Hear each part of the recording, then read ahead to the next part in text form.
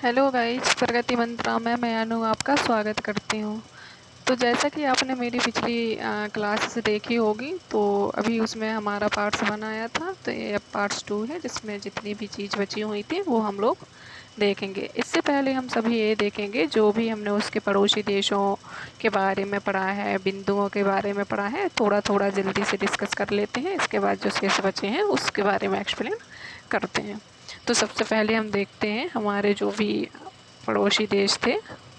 तो चलो आते देखते हैं। तो ये कौन सा, पाकिस्तान, अफ़गानिस्तान, चीन, नेपाल, भूटान, म्यांमार, बांग्लादेश एंड दक्षिणतम जो थे श्रीलंका, मालदीव। ये सारे हमारे कौन से देश थे, पड़ोसी देश थे। इसके बाद हमने डिस्कस किया था, क्या किया था कि जो बिंदु है उत्तरी ध्रुव, सॉरी ये भारत का जो उत्तरी सिरा है, जो एक बिंदु है यहाँ उत्तरी बिंदु, इसे क्या कहते हैं, इंदिरा कॉल। ये कहाँ है, जम्मू कश्मीर पड़ता है। फिर आते हैं हम अपना पूर्वी साइड कौन सा देखा था, तो देखा था पलांगू। ये कहाँ पड़ता है, अरुणाचल प्रदेश में। इसी तरह बात हुई थी कहाँ, पश्चिम। पूर्वी है तो पश्चिमी ही होगा। पश्चिमी कौन सा था, सरक्रीक। सरक्रीक कहाँ पड़ता है, गुजरात। ठीक, अब आते हैं हमारा जो सबसे दक्षिणतम, यदि सबसे दक्षिणतम बिंदु की बात की जाए तो कौन सा था, इंदिरा पॉइंट। इसे पिगमिलियन पॉइंट के नाम से भी जाना जाता है। अब यदि बात की जाए कि मुख्य भूमि का सबसे दक्षिणतम बिंदु, तो वो कौन सा होगा, कन्याकुमारी। ये कहाँ पड़ता है, तमिलनाडु में।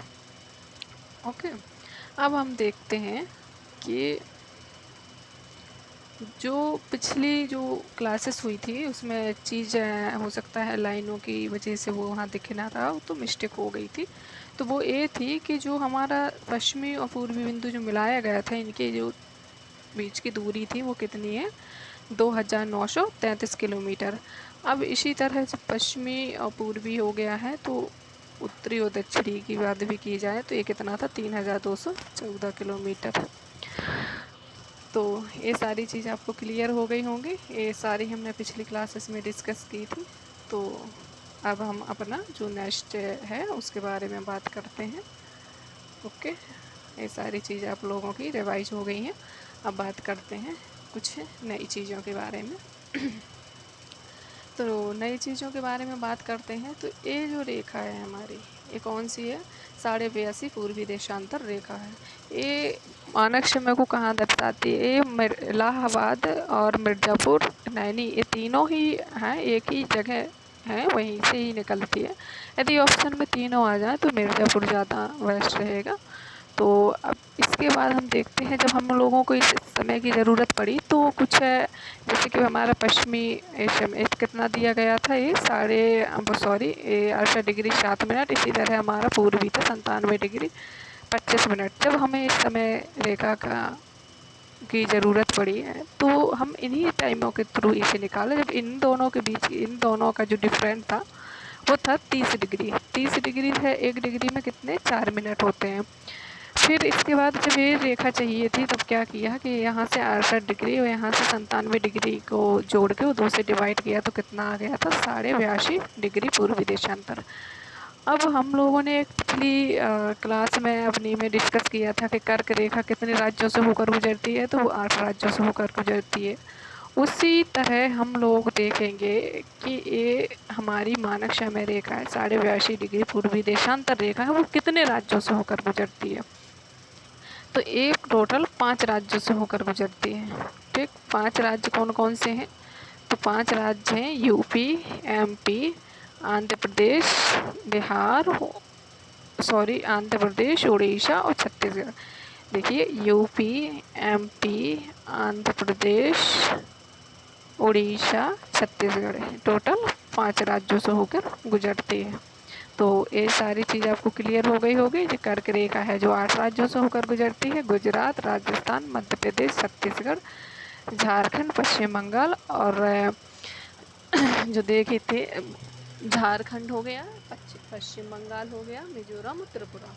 और इस जो क्वेश्चन आता था, एक इम्पोर्टेंट क्वेश्चन बताए थे कि कई बार ये पूछ लिया जाता है कि जो हमारी कर्क रेखा है वो किस शहर से होकर गुजरती है, तो झारखंड की राजधानी है रांची, रांची शहर से होकर गुजरती है। ठीक, अब बात की जाए कि हमारे जो तटीय कौन कौन से राज्य समुद्री तटीय रेखा बनाते हैं? तो सबसे पहले हम बात करते हैं पश्चिमी राज्यों की। तो पश्चिमी राज्य कौन कौन से हैं? तो पश्चिमी राज्य हैं गुजरात, महाराष्ट्र, गोवा, कर्नाटक एंड केरल। ये हमारे कौन से हैं? पश्चिमी राज्य हैं। ठीक, तो यदि पश्चिमी राज्यों की बात की जाए तो कितने हैं? ये 5 पश्चिमी राज्य हैं। इसके बाद हम देखते हैं अपने पूर्वी राज्य। पूर्वी राज्य में है पश्चिम बंगाल, उड़ीसा, आंध्र प्रदेश एंड तमिलनाडु। ये हमारे पूर्वी। यदि कुल टोटल बात की जाए कि भारत के टोटल कितने राज्य समुद्र तटीय सीमा बनाते हैं, तो टोटल कितने? 9। अब इसमें काफ़ी क्वेश्चन आते हैं। कौन कौन से क्वेश्चन आते हैं कि कौन सा राज्य सबसे बड़ी सीमा रेखा बनाता है? तो कौन सा बनाता है? गुजरात। इस चीज़ को आप लोग याद रखना, कौन सा बनाता है? गुजरात। और यदि दूसरे नंबर की बात कर ली जाए कि दूसरे नंबर पे कौन बनाता है, तो वो बनाता है आंध्र प्रदेश। दूसरे नंबर पे कौन बनाता है? आंध्र प्रदेश। और यदि सबसे छोटी की बात की जाए तो कौन है? गोवा। गोवा 101 किलोमीटर की समुद्र तटीय सीमा बनाता है। तो ये सारी चीज़ आपको क्लियर हो गई होगी।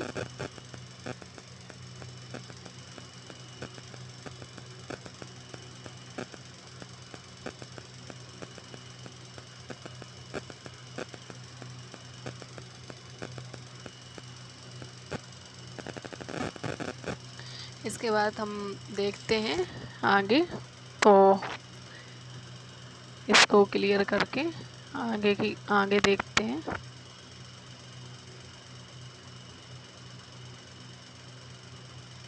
ठीक, अब हम लोग बात करते हैं किसकी?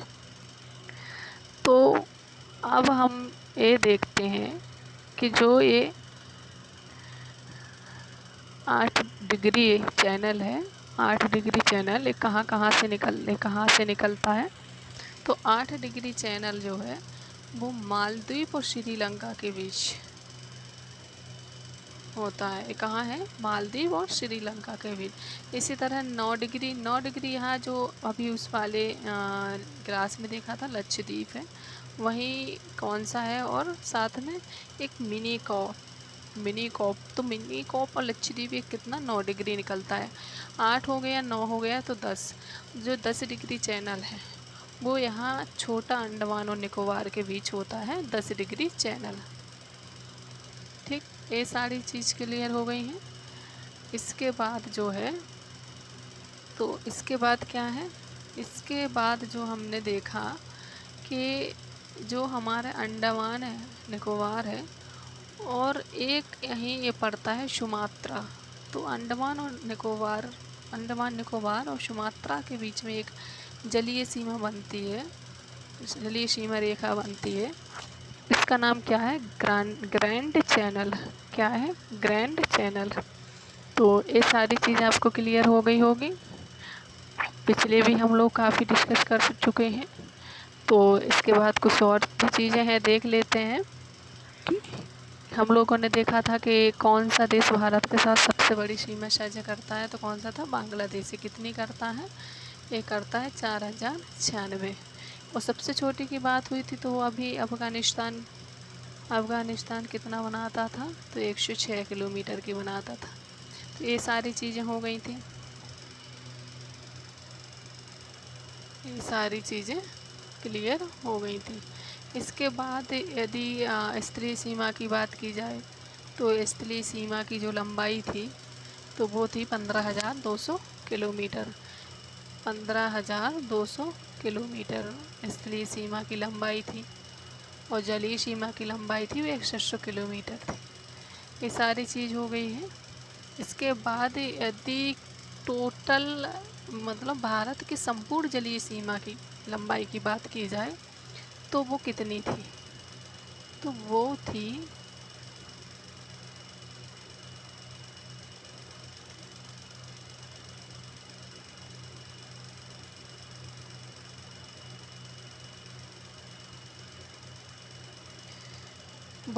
यदि भारत के टोटल जलीय सीमा की लंबाई की बात कर ली जाए तो वो थी 7,516.5 किलोमीटर। ठीक, ये सारी चीज़ें हमारी पिछली क्लासेस की हैं, बट कोई ना, सारी चीज़ों को एक बार रिवाइज करते हुए चलना ठीक रहता है। तो सारी चीज़ें रिवाइज हो गई हैं।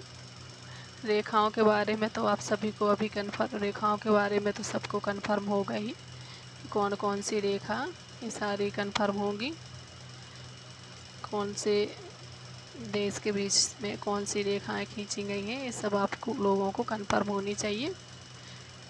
ठीक, तो ये आपको मालूम है, भारत पाकिस्तान के बीच रेड क्लिफ एंड अफ़गानिस्तान और पाकिस्तान के बीच डूरंड थी, और भारत और चीन के बीच मैकमोहन थी। ये सारी चीज़ें क्लियर होंगी।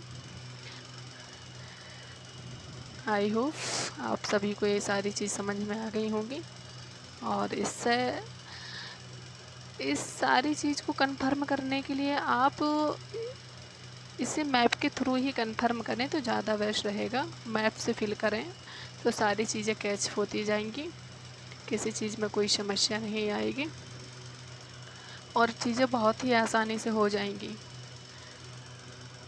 किसी चीज़ का यदि हम लोग मैप के थ्रू प्रैक्टिस करते हैं तो ज़्यादा बेस्ट रहता है। इसलिए आप लोग सभी मैप के थ्रू ही सारी चीज़ों को करिए, और मैं कोशिश करूँगी कि आपको अन्य भी चीज़ों को